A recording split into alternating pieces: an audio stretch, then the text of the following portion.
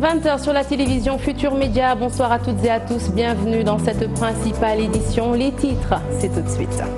Tension grandissante entre les populations de Biscuiterie et la municipalité à l'origine de la discorde, le terrain de football dont chaque camp s'arroge la paternité. Une tension qui est montée d'un cran depuis que ces populations ont été déguerpies. Elles menacent de porter plainte. Vous les entendrez au cours de cette édition. Embouteillage monstre ce matin au centre de contrôle des véhicules situé à Yarar.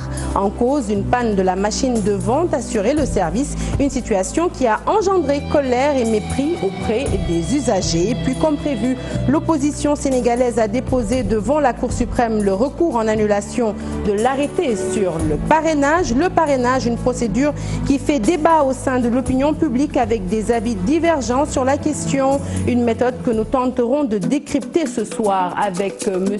Bernard Casimir Cissé, directeur de la communication et de la formation à la Direction générale des élections. Voilà pour les titres. Le développement, c'est tout de suite.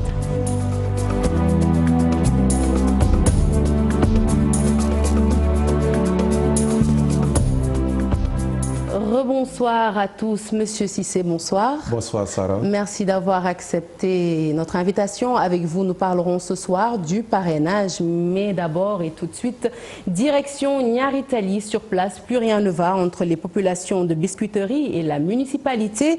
En cause, un terrain de football qu'habitants et autorités municipales se disputent et les choses ont pris une autre tournure depuis que les populations ont été déguerpies. En conférence de presse, elles menacent de porter plainte contre le maire, le préfet et le commissaire de police qui ont procédé au déguerpissement. Nous écoutons leur avocat, Maître El Hadji Diouf, au micro de Souadou Ndiaye.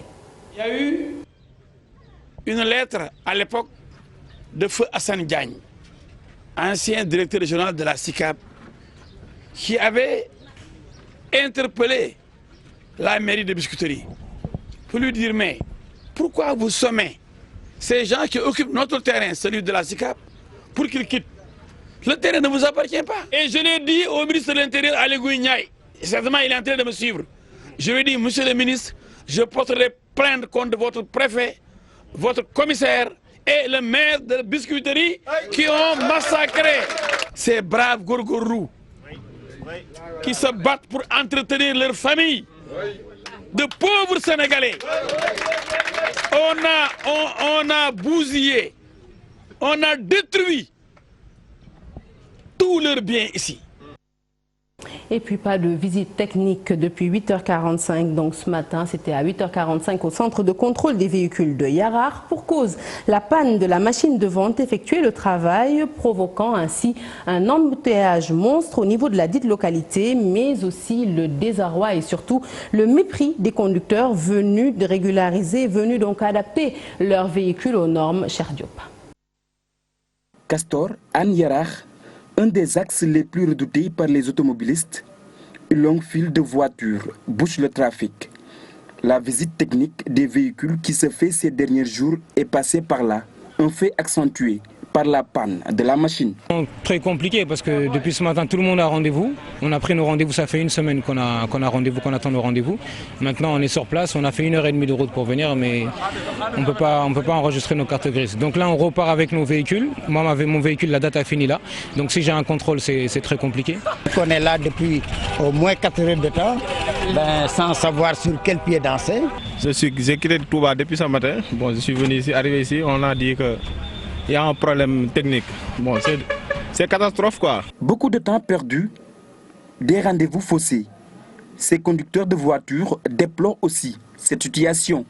Imaginez quelqu'un qui est là ici depuis ce matin, bon, qui a des autres préoccupations que d'attendre une simple visite technique. Bon, c'est grave quoi. Ces automobilistes demandent aux autorités de prendre les dispositions pour faciliter la tâche aux usagers. Notre développement reste... Franchement, le développement du pays est en retard parce que le Sénégal doit dépasser ce genre de situation.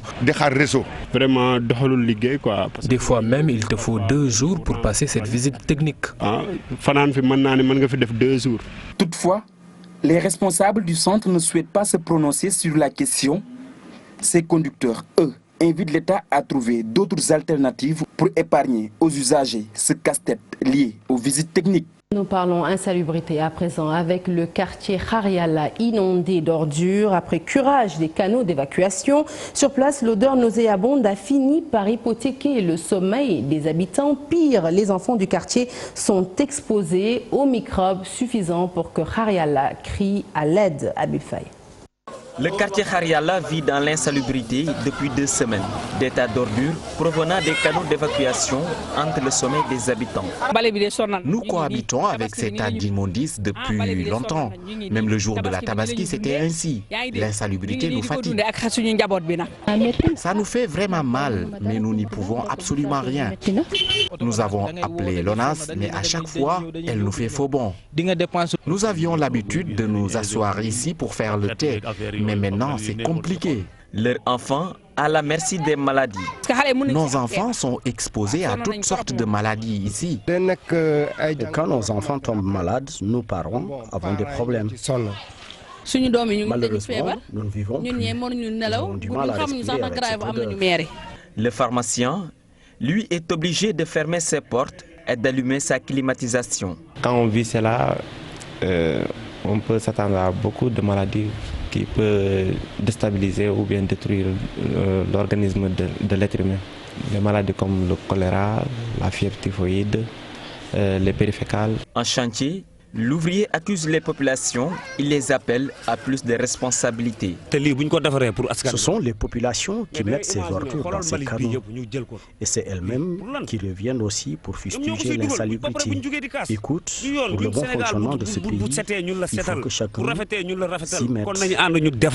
Ces populations interpellent les autorités à y apporter des solutions. Nous avons des enfants qui jouent ici. Nous souhaitons qu'ils terminent vite les travaux. Nous appelons aussi le président de la République à nous aider. Les canaux, après curage, empêchent les habitants de Khariala de respirer à cause des ordures nauséabondes. Un phénomène qu'ils vivent à chaque hivernage. Habib Faye, merci. Actualité politique à présent. Aussitôt dit, aussitôt fait. L'opposition sénégalaise a déposé devant la Cour suprême cet après-midi le recours en annulation de l'arrêté sur le parrainage. Le porte-parole du jour, Abdoul Mbaye, espère voir ce recours triompher. Toutefois, il préconise d'autres pistes de solutions si jamais il était refusé par les magistrats. Habib Faye. Le recours fait suite à une bataille perdue à l'Assemblée nationale après le vote de la loi sur le parrainage par la majorité présidentielle. Les membres de l'opposition comptent obtenir gain de cause devant la Cour suprême. C'est un recours en annulation pour excès de pouvoir que nous venons d'introduire. La loi est claire. Comme vous le savez, nous l'avons combattue.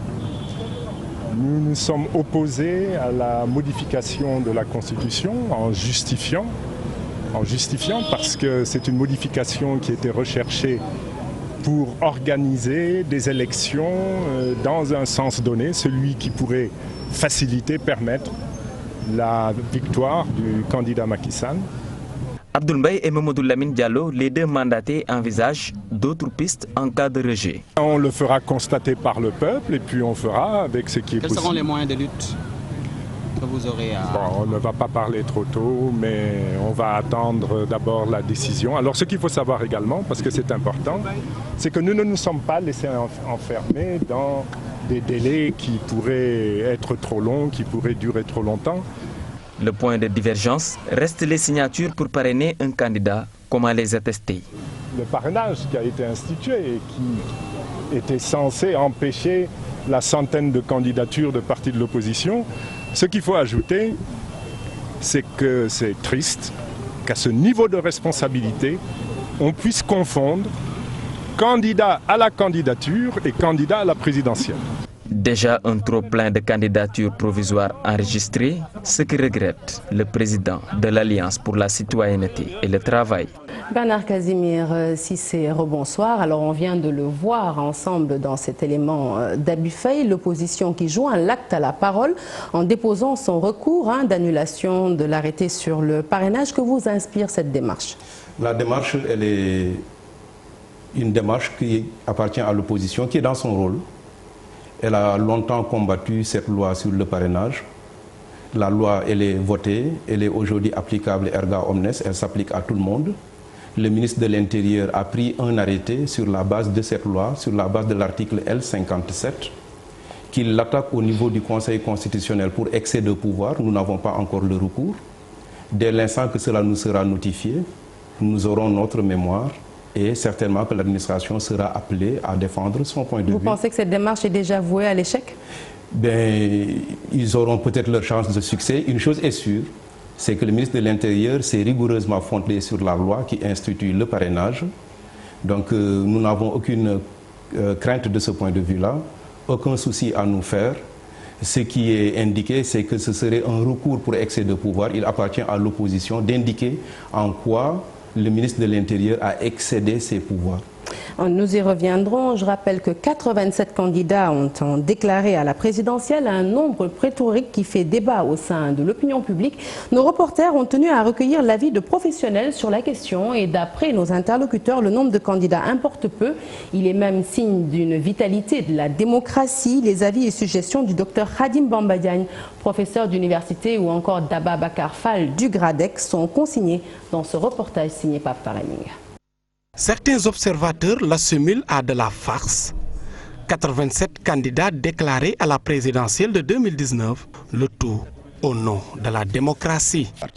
Et pour moi, bon, qu'il y ait autant de candidatures, moi ça ne m'aime pas. Il faut laisser la démocratie s'exprimer. Il y a des mécanismes naturels de sélection. D'abord, avec le parrainage, il va y avoir de la sélection.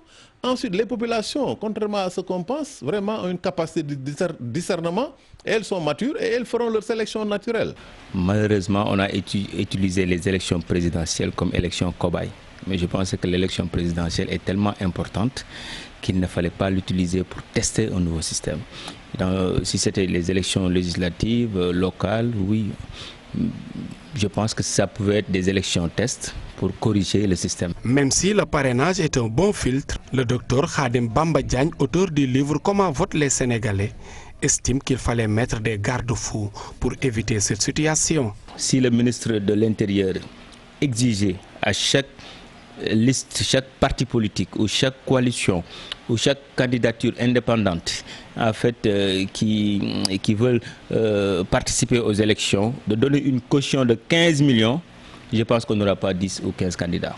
Le président des GRADEC, une organisation de la société civile, nous explique les réelles motivations de ces personnes. C'est banalisé parce qu'aujourd'hui, bon, être politicien est vraiment le chemin le plus court pour s'enrichir.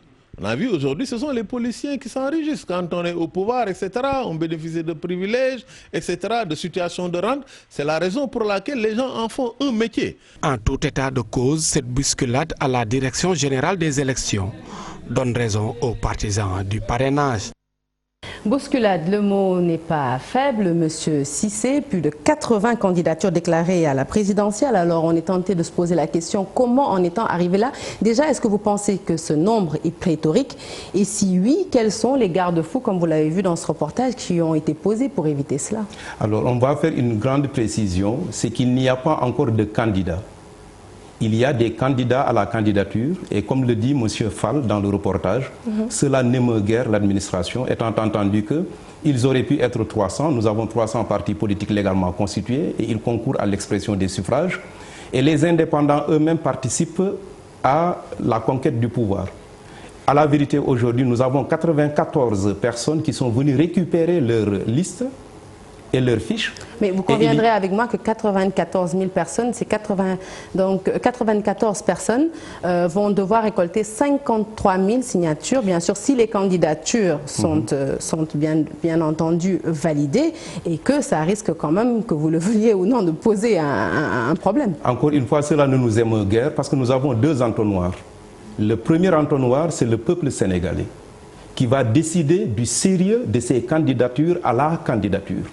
C'est le premier entonnoir. Donc cela ne nous émeut pas. Il appartient aux Sénégalais d'apprécier le sérieux de ces candidatures déclarées. Et le deuxième élément, ce sera le Conseil constitutionnel. Ils auraient été 1000, qu'on leur remettrait à eux tous leurs fiches, mais ils auront le devoir d'aller rencontrer le peuple sénégalais. Et le reportage le dit, c'est la dernière phrase, certainement que ceux-là qui ont initié le système du parrainage, à la lecture de ceci, ils ont eu certainement raison. Alors, on reste avec le professeur Fall du GRADEC qui, lui, prédit un risque de tension, contrairement à vous, et même d'affrontement entre pouvoir et opposition. Un schéma, selon lui, à prévoir si une accalmie ne survient pas. C'est donc une prédiction du président du GRADEC que je vous propose d'écouter à nouveau au micro de Pafarening. Nous avons alerté, nous avons appelé les partis à s'asseoir, à discuter, à trouver des consensus.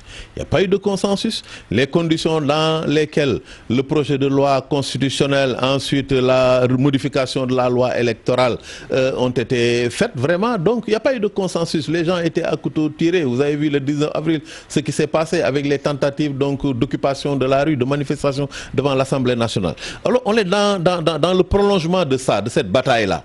Aujourd'hui, c'est vrai que cette loi sur le parrainage pose beaucoup de problèmes. Ça, il ne faut pas se voiler la face. L'opposition, c'est vrai qu'elle est dans son droit. Elle essaie donc de se battre. Mais je pense que de toute façon, le pouvoir n'est pas dans une perspective de reculer, de lâcher quoi que ce soit. Et c'est ça qui nous inquiète. C'est la raison pour laquelle je pense que si la sérénité ne revient pas, on risque d'aller vers des situations d'affrontement. Alors, il vient de le dire, le professeur Fall, si la sérénité ne revient pas, une des conditions sine qua non pour l'opposition, pour que cette fameuse sérénité revienne, c'est qu'une personnalité neutre gère ces élections et non votre patron, qui, il faut le dire, a une coloration politique. Alors, ne pensez-vous pas qu'accéder à cette requête de l'opposition serait peut-être un gage de transparence de nature à pacifier finalement le climat politique qui est assez tendu, il faut le dire? Les élections ont toujours été organisées par la Direction générale des élections. Elle était là avant 2000, elle a été là après 2000, elle est là encore après 2012, quel que soit le patron qui sera à la tête. Le ministre de l'Intérieur est un acteur politique, c'est vrai, mais notre patron, c'est le ministre de l'Intérieur, ce n'est pas l'acteur politique. Donc il appartient au chef de l'État, qui nomme aux emplois civils et militaires, d'apprécier à qui il confiera l'organisation des élections. Aujourd'hui, c'est le ministre de l'Intérieur qui est chargé des élections. Cela, pour nous, n'a pas trop d'importance. Ce qui importera, c'est que, étant des démocrates, que le système aille de telle sorte que l'on aille vers des élections apaisées, libres, transparentes et démocratiques. C'est l'appel du GRADEC. C'est le souci de l'administration électorale. Nous tous, Sénégalais, nous avons intérêt à ce que les élections, à la lumière des difficultés vécues lors des législatives, que nous ayons des élections apaisées. C'est notre souci. Vous ne prédisez pas de risque de tension à ces élections, mais une des recommandations de l'opposition, c'est qu'elle ait accès au fichier électoral. Qu'est-ce qui empêche aujourd'hui l'opposition d'avoir accès à ce fameux fichier électoral? Alors, le fichier électoral, ceux qui invoquent cela, ils invoquent l'article L11 du Code électoral. Et cet article indique que le fichier électoral est remis à des candidats à une élection. Nous vous disions tout à l'heure, à juste titre, que nous n'avons pas encore de candidats. Et vous avez entendu le Premier ministre Abdoul Mbaye nous reprocher de faire même la confusion entre des candidats et des candidats à la candidature. Eh bien, nous allons le prendre au mot. Ce sont des candidats à la candidature. Or, le Code électoral nous demande de remettre le fichier électoral à des candidats. Or, ces candidats, ils sont déclarés 35 jours avant la date du scrutin. Ils sont connus et déclarés recevables et déclarés candidats par le Conseil constitutionnel. Et le Code électoral nous exige de remettre le fichier électoral aux candidats. Et figurez-vous, 15 jours avant la date du scrutin, nous n'avons encore aucune obligation légale de remettre ce fichier. Alors, nous restons sur ce fichier. Il y aurait, selon nos confrères d'enquête, qui vous ont d'ailleurs interviewé, 30 000 électeurs de plus que l'ancien fichier. D'abord, information avérée ou pas? Et si oui, qu'est-ce qui explique ce surplus? Alors, le postulat de cette étude est faux. Parce qu'ils ont indiqué que lors de la conférence de presse du 2 juillet, nous avons annoncé un nombre de personnes qui ont demandé à s'inscrire. Nous avons encore notre propos liminaire, il s'agit de mouvements, c'est-à-dire des demandes d'inscription. Ce qu'ils ont fait et qui fait que le postulat est faux, ils ont pris le fichier des législatives auquel ils ont ajouté les mouvements de la dernière révision. Donc ça veut dire qu'il n'y a pas 30 000 électeurs de plus? Il n'y a pas 30 000 électeurs de plus. Mais est-ce que vous avez procédé, comme ils le disent toujours, au toilettage du fichier? Le toilettage du fichier est fait C'est sur la base de cela que cela a été fait. Qu'est-ce qui a changé entre l'ancien fichier et le nouveau, puisque vous l'avez retouché? Ce sont les demandes d'inscription et les demandes, lorsqu'un mineur demande à être inscrit sur les listes électorales. Sa demande est enregistrée, fait partie des mouvements. Mais ce mineur qui a 17 ans et qui a demandé à s'inscrire et que le président de la commission a pris par erreur, il faudra bien l'enlever. En faisant le toilettage, vous verrez que à la date du 23 août, le fichier, il est de 6 682 075, c'est-à-dire le fichier des législatives auquel on a ajouté les électeurs dont l'inscription a été valide. C'est cela qui fait les 6 682 075 à la date du 23 août, date de signature de l'arrêté du ministre de l'Intérieur. On va s'intéresser à présent aux coordonnateurs nationaux. L'opposition, le Front de résistance nationale, y voit également un sabotage orchestré par le régime pour justifier le parrainage. Votre position? Le coordonnateur national, c'est une exigence de la loi qui demande simplement que l'on identifie la personne qui va être responsable de la collecte des données personnelles. Parce que nous avons des données personnelles, il est important que l'on identifie un interlocuteur de l'administration, mais deux, également une personne qui serait garante. Donc vous voulez dire que la désignation des coordonnateurs est prévue par la loi? Elle est prévue par la loi. Toujours selon ce même front de résistance, il existerait, j'en viens aux fiches de collecte, 2 modèles de fiches de collecte, dont une numérique où il est constaté l'absence de la mention signature. Encore une fois, est-ce avéré? Et si oui, quelle est votre réponse par rapport à cela? Le fait de donner le modèle, c'est encore l'article L57 du Code électoral qui prévoit la mise à disposition du modèle de fiche en support papier et en support électronique. Oui. Rappelez-vous que tout le reproche qui avait été fait à l'administration, c'était le contrôle des signatures. Effectivement, sur le modèle papier, il y a la signature, mais le contrôle devra se faire de façon numérique. Et sur le fichier qui a été remis, c'est un fichier... Sur le fichier numérique, il y a la mention signature ou pas? Non, il n'y a pas la mention signature. Et pourquoi il n'y a pas la mention? Il n'y a pas la mention signature parce que simplement c'est pour faciliter, la saisie des données, parce que la signature, autrement, il faudrait la scanner. Or, l'administration... Mais vous convenez avec moi tout de même que la signature, c'est un sérieux gage de transparence. Ce qui importe, madame, c'est surtout la concordance des données. Et lorsque vous avez 6 éléments qui puissent vous dire que voici la personne dont il s'agit. Lorsque vous avez le prénom, et nous ne commençons pas par le prénom, ce qui importe, c'est d'abord son identité, sa carte d'électeur. Et si le numéro de la carte d'électeur ne suffit pas à identifier la personne, vous pouvez utiliser son numéro de 17 caractères. Si cela ne suffit pas, les services du Conseil constitutionnel ont la possibilité, sur la base du fichier, de pouvoir même interroger le NIN pour s'assurer.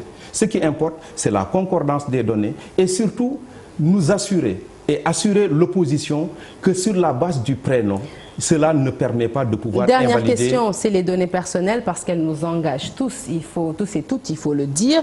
Dans un contexte où la cybercriminalité est vraiment une réalité, qu'est-ce qui est fait au niveau de la Direction générale des élections pour protéger les données personnelles des Sénégalais? Bien, écoutez, vous nous donnez même l'occasion de revenir sur le coordonnateur et vous justifiez l'utilité du coordonnateur parce qu'il s'agit de données personnelles.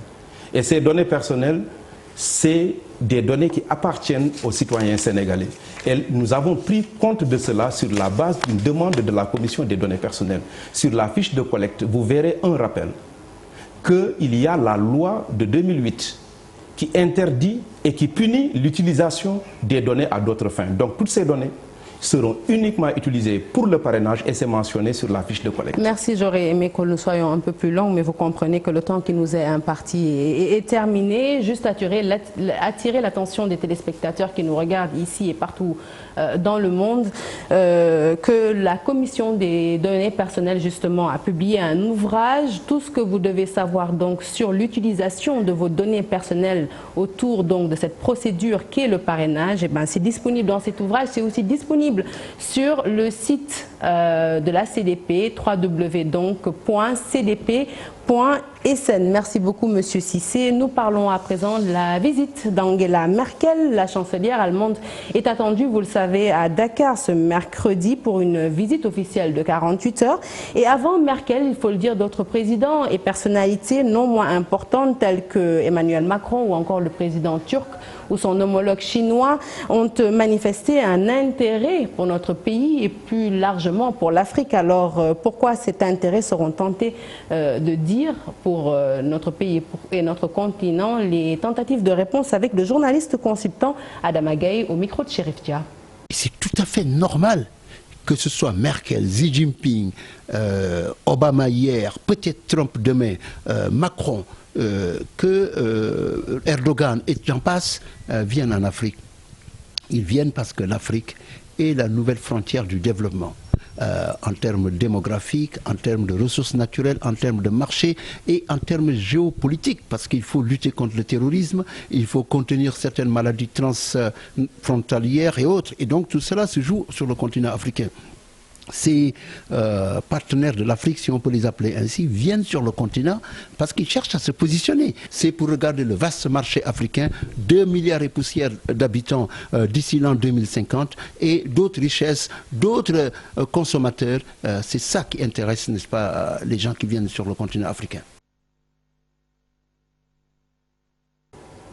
Et voilà donc qui met fin à cette édition que je suis ravie de vous avoir présentée. Juste avant de se quitter, ce sondage du cabinet Stat Info en partenariat avec Dakar Actu qui place la RFM et la télévision Futur Média en pôle position des radios et télévisions les plus écoutées et regardées. Des performances, voilà, comme vous le voyez sur ces images que nous vous devons, chers téléspectateurs et auditeurs, vous qui nous regardez et écoutez ici au Sénégal et partout dans le monde. Merci de votre fidélité, de votre confiance renouvelée au groupe Futur Média. Nous tenterons en tout cas d'être toujours à la hauteur de l'intérêt que vous nous portez.